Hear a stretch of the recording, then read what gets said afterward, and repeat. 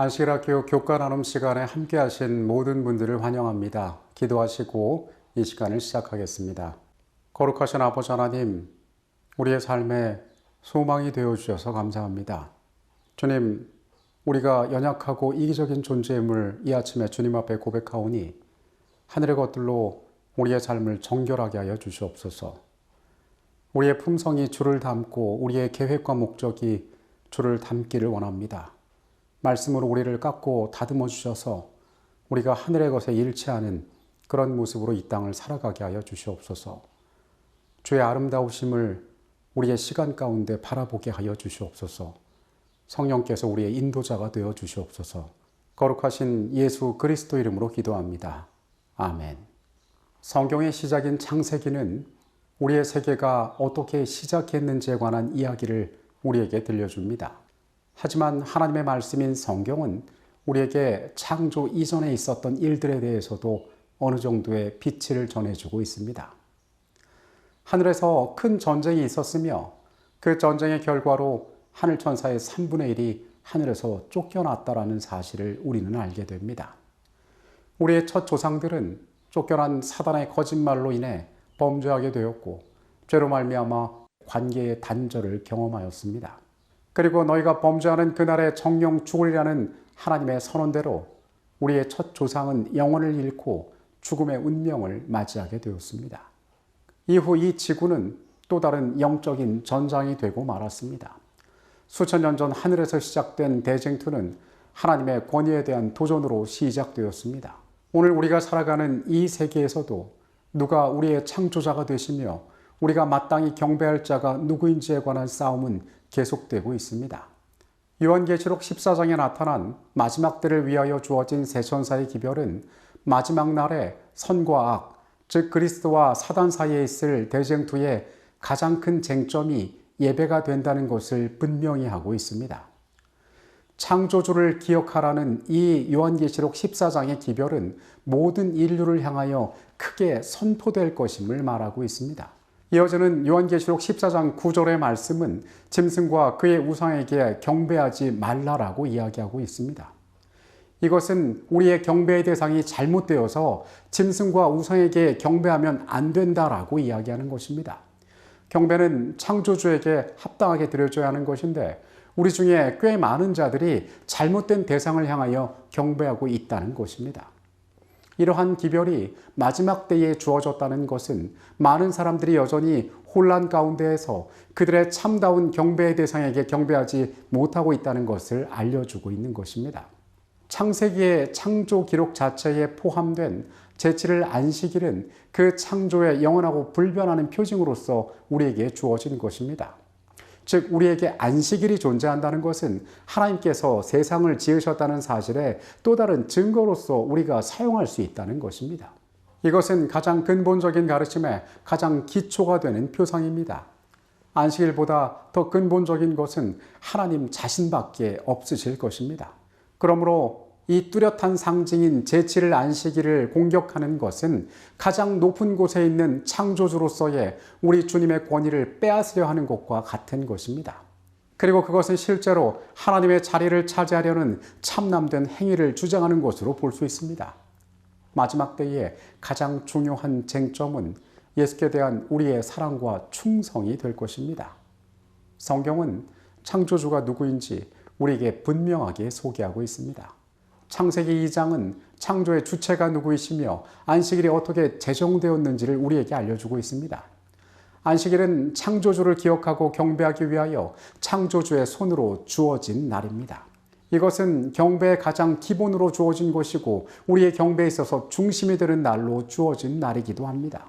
그러므로 일곱째 날인 안식일에 도전하는 것은 가장 높으신 이를 향한 도전이며 창조주의 권위에 판기를 드는 것입니다. 만약에 안식일이 흔들리게 된다면 모든 믿음의 근본 가치가 뿌리째 흔들리게 될 것입니다. 데살로니가전서 2장 4절의 말씀입니다. 그는 대적하는 자라 신이라고 불리는 모든 것과 숭배함을 받는 것에 대항하여 그 위에 자기를 높이고 하나님의 성전에 앉아 자기를 하나님이라고 내세우느니라. 우리는 하늘에서 있었던 타락의 처음 시작은 여기서 시작되었다는 것을 알고 있습니다. 합당하지 않은 자가 합당한 분의 자리를 탐한 것입니다. 경배를 받기에 합당하지 않은 자가 경배를 받으려고 했던 것입니다. 그래서 악한 영은 이 근본에 있는 가장 중요한 안식일을 흔들므로 말미암아 경배에 대한 대상을 바꾸려고 시도하는 것입니다. 요한계시록 14장 12절의 말씀입니다. 성도들의 인내가 여기 있나니 그들은 하나님의 계명과 예수에 대한 믿음을 지키는 자니라. 요한계시록 14장 12절은 하나님의 백성들의 정체성에 관하여 이야기하고 있습니다. 그들은 하나님의 계명과 예수에 대한 믿음을 지키는 자들이라고 이야기합니다. 10계명의 10가지 가운데 유일하게 창조주를 드러내는 계명은 넷째 계명인 안식일 계명입니다. 이 안식일은 누가 우리의 창조주인지를 드러내는 계명이 된다는 것입니다. 그러므로 이 안식일이 주님을 경배하는 자와 짐승을 경배하는 자들 사이에 최종적인 분별의 외적인 상징이 되는 것은 어쩌면 당연한 일입니다. 우리는 앞선 여러 가지 사실들을 통해서 안식일에 담고 있는 깊고 다양한 의미에 대하여 확인할 수 있었습니다. 창조주에 대한 경배의 근간이 되는 이 계명은 마지막 때의 쟁점인 누구를 경배할 것인가에 대한 질문에 대한 가장 중요한 기준이 될 것입니다. 안식일은 새로운 제도로서가 아니라 창조 때 이미 제정된 것으로 소개되었다.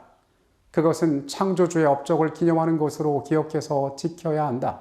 그것은 하나님을 천지의 창조주로 지적하고 참 하나님과 거짓 신들을 구별시켜준다. 제칠을 지키는 사람들은 그 같은 행동으로 그들이 다 여호와를 예배하는 자들임을 나타낸다. 그리하여 이 땅 위에 그분을 섬기는 사람들이 존재하는 한 안식일은 하나님께 대한 사람의 충절의 표가 된다. 처음 이야기한 것처럼 우리는 대쟁투의 전장 가운데에서 오늘도 살아가고 있습니다.